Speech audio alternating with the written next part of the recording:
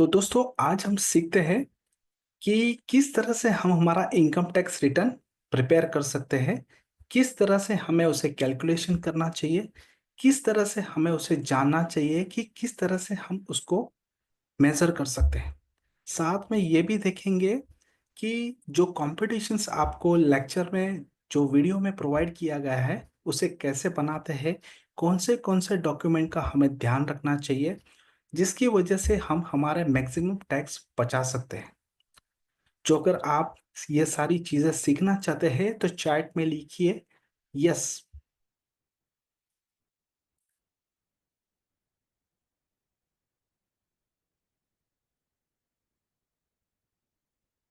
तो ओके दोस्तों, मैं बता दूं कि मैं जलांशु पंड्या निकल पड़ा हूँ एक मिशन पे जहाँ पे 10 लाख से भी ज्यादा लोगों को मैं मदद करना चाहता हूँ ताकि हर इंसान अपना इनकम टैक्स रिटर्न प्रिपेयर कर सके, सीख सके और चाहे तो खुद से अपना इनकम टैक्स रिटर्न भर भी सके।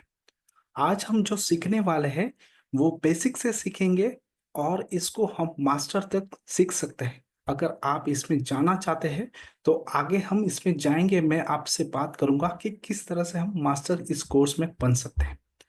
तो आज हम इसी लेक्चर से स्टार्ट करते हैं कि किस तरह से हम हमारा इनकम टैक्स रिटर्न प्रिपेयर कर सकते हैं, कौन से डॉक्यूमेंट्स का हमें ध्यान रखना चाहिए और किस तरह से हमें इस पे मेजर करना चाहिए। तो आइए फर्स्ट ऑफ ऑल हम सीखते हैं कि इनकम टैक्स रिटर्न के लिए हमें क्या क्या चीजों का ध्यान रखना चाहिए। आप सभी को मेरी आवाज सुनाई दे रही हो तो चैट में लिखिए यस।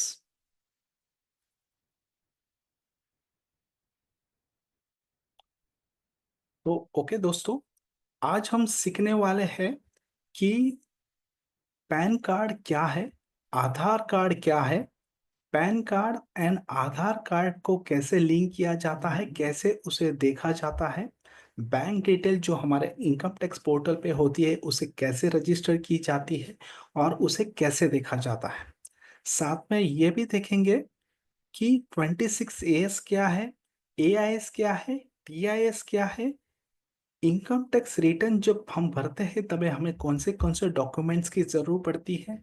साथ में ये भी देखेंगे कि इसके लिए जो जो स्लैब रेट है जो हर एक इंसान के लिए, जैसे कि इंडिविजुअल्स हैं, इंडिविजुअल में अगर जिसकी एज 60 साल से नीचे है तो उसके लिए कौन सा स्लैब रेट लगता है, जिसकी एज 60 साल से ज्यादा है पर 80 साल से कम है तो उसे कौन सा स्लैब रेट लगता है, और जिसकी एज 60 साल से 80 साल से ज्यादा है तो उसे कौन सा स्लैब रेट लगता है। और साथ में ये भी देखेंगे कि इनकम टैक्स रिटर्न जब फाइल करेंगे तो कौन सी हमारी इनकम होने पर हमें कौन सा रिटर्न फाइल फॉर्म भरना चाहिए। अगर आपको इसमें भी अगर कंफ्यूजन होगा तो आप हमारी सपोर्ट टीम में व्हाट्सएप में मैसेज कर सकते हैं और 24 आवर्स के अंदर आपको इसका सपोर्ट मिल जाएगा। तो आइए सीखते हैं फर्स्ट ऑफ ऑल कि पैन कार्ड क्या है, पैन कार्ड को किस तरह से देखना चाहिए। तो देखो दोस्तों, फर्स्ट ऑफ ऑल अपना पैन कार्ड होता है, सभी लोग ऐसे समझते हैं कि ये पैन कार्ड एकदम इजी है, किसी को भी समझ में आता है। बट अगर ये पैन कार्ड के अंदर आपकी पर्सनल इंफॉर्मेशंस होती है, उसे अगर आप सही तरीके से देखते हो तो आप आसानी से आइडेंटिफाई कर सकते हो कि ये पैन किस पर्सन का है, ये किस एंटिटी का है। तो फर्स्ट ऑफ ऑल देखते हैं कि पैन कार्ड, पैन का फुल फॉर्म क्या होता है। Permanent account number issue by the income tax department of India. और इस पैन कार्ड में आप देखोगे तो 10 अल्फा न्यूमेरिकल कोड होते हैं और इस 10 अल्फा न्यूमेरिकल कोड में आपके 5 जो नंबर होते हैं वो अल्फाबेटिकल होते हैं, 4 जो होते हैं वो न्यूमेरिकल होते हैं और एक होता है अल्फाबेटिकल होता है। ये हम अभी एक्चुअली में प्रैक्टिकल पैन कार्ड में देखेंगे कि किस तरह से पैन कार्ड दिखता है और पैन कार्ड को हमें एक्चुअली देखना चाहिए। इसके अंदर आपका फुल नेम होगा, आपके फादर का नाम होगा, डेट ऑफ बर्थ होगी और डेट ऑफ रजिस्ट्रेशन, जो कंपनी है, जो फर्म है, एओपी है, उनके लिए डेट ऑफ रजिस्ट्रेशन लग जाता है। उसके बाद देखेंगे कि आपका सिग्नेचर भी होता है, आपका फोटो भी होगा और एक वैलिडेट किया हुआ था गवर्नमेंट का सिंबल होता है। तो आइए फर्स्ट ऑफ ऑल हम देखते हैं पैन कार्ड। तो देखिए, पैन कार्ड क्या होता है। इस तरह से आप सभी का पैन कार्ड दिखता होगा।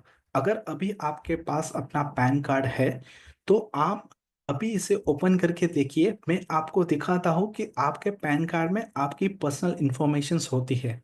अगर आपने अपना पैन कार्ड ओपन कर दिया हो तो चैट में लिखिए मेरे पास मेरा पैन कार्ड है, और मैंने ओपन कर दिया है।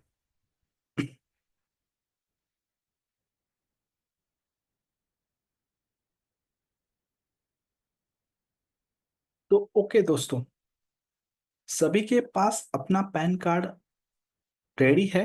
अब मैं आपको बताता हूँ कि आपके पैन कार्ड में आपकी क्या क्या इंफॉर्मेशंस होती है और उसे कैसे देखा जाता है।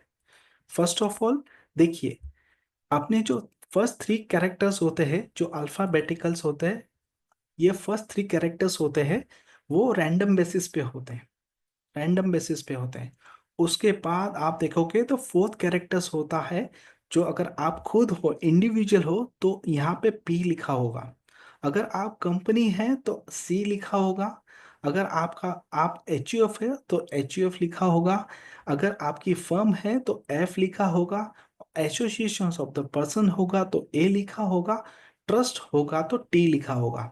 अगर आप चेक करेंगे तो आपको पता चलेगा कि ये जो फोर्थ लेटर है, यहाँ पे अगर आपका personal pan number pan card है तो यहाँ पे पी लिखा होगा। मैं ये 100% कह सकता हूँ। उसके बाद जो आपका फिफ्थ लेटर है, जो फिफ्थ लेटर, वो आपकी नाम के पीछे जो सरनेम लगी होती है वो होगा, या तो नेम ऑफ द एंटिटी होगा। नेम ऑफ द एंटिटी मतलब ताकि एग्जाम्पल करके रिलायंस का नाम है तो आर होता है।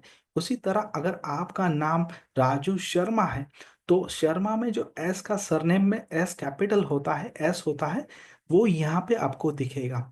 उसके बाद जो आपके चार जो न्यूमेरिकल नंबर्स होते हैं वो रैंडम बेसिस पे ही सिलेक्ट किए जाते हैं। आपके डेट ऑफ बर्थ, आपके ये जो ये नंबर होता है फिफ्थ, फोर्थ और फिफ्थ का जो आपका अल्फाबेटिकल्स होता है, उस बेस पे आपका ये न्यूमेरिकल नंबर कैलकुलेट किया जाता है और यहाँ पे मेंशन किया जाता है। और जो फिफ्थ लेटर होता है, जो जो ये चार पांच लेटर है, उस पे जो प्रोबेबिलिटी और इसका एक कैलकुलेशंस होता है गवर्नमेंट के पास, उससे कैलकुलेशंस करने के बाद इस पे जो रैंडम बेसिस पे यहाँ पे रखा जाता है।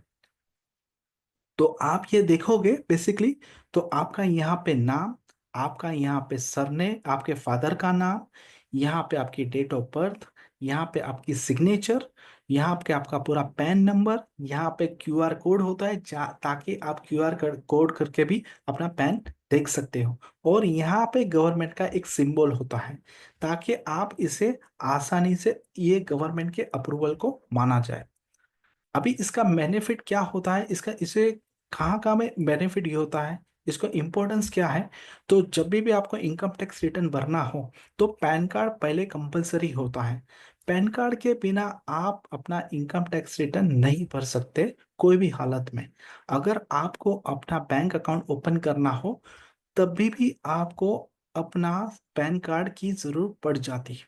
उसके बाद कोई भी आपको फाइनेंशियल ट्रांजेक्शन्स करने हो, कोई प्रॉपर्टी लेनी हो, 50,000 से ज्यादा का डिपॉजिट करना हो बैंक में कैश का, तब भी आपसे वो ये आपसे पैन नंबर मांगता है। कहीं भी आप जाओगे गवर्नमेंट अथॉरिटी में, कहीं भी गवर्नमेंट डिपार्टमेंट में या प्राइवेट इंस्टीट्यूशंस में, तब भी आपके पास ये आइडेंटिटी प्रूफ मांगता है। फिर इसके बाद देखोगे कि अगर कोई पर्सन है जो फाइनेंशियल ट्रांजैक्शंस ऐसे मैनिपुलेटिंग कर रहा है तो वो आरबीआई और बैंक इसको अपने इनके पैन नंबर से ट्रैकिंग करती है, और उसे जो टैक्स का इवेशंस करता हो तो उसे पकड़ा जाता है। अगर आपको पैन कार्ड समझ में आ गया हो तो चैट में लिख दीजिए यस मुझे समझ में आ गया है।